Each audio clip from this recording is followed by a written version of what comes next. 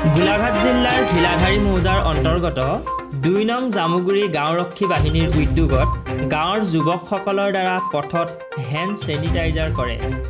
বিশ্বত ত্ৰাসকাৰী কৰোনা ভাইৰাছৰ দ্বাৰা যাতে বিশ্ববাসীৰ কোনো আক্ৰান্ত নহয় তাৰ বাবে গাঁওবাসী নিজেই সজাগ হৈ এই ব্যৱস্থা লোৱা হৈছে বুলি উদ্যোক্তাসকলে আমাক জানিবলৈ দিছে। আমি গোটেই পথসমূহ হেণ্ড ছেনিটাইজাৰ কৰিবলৈ চেষ্টা কৰিছোঁ। মহামাৰী কৰোনা ভাইৰাছৰ পৰা যাতে আমাৰ গাঁও মুক্ত হৈ থাকে তাৰ বাবে আমি এই প্ৰচেষ্টা হাতত লৈছোঁ।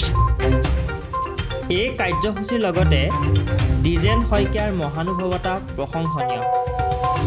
তেখেতৰ নিজা প্ৰচেষ্টাত গাঁৱৰ বহুকেইঘৰ দৰিদ্ৰ পৰিয়ালক কেইদিনমানৰ বাবে খাদ্য সামগ্ৰী যোগান ধৰি তেওঁ উপকৃত কৰে।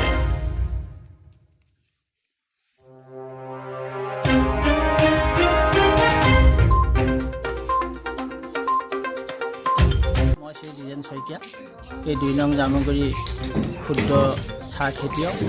মই আজি এই 4জনীয়া পৰিয়ালটোৰ লগত লৈ এই 9জন মানুহক দুসাঁজ খাবৰ বাবে মোৰ ফালৰ পৰা শাক পাচলি আৰু চাউল মিঠাতেল আগবঢ়াইছোঁ।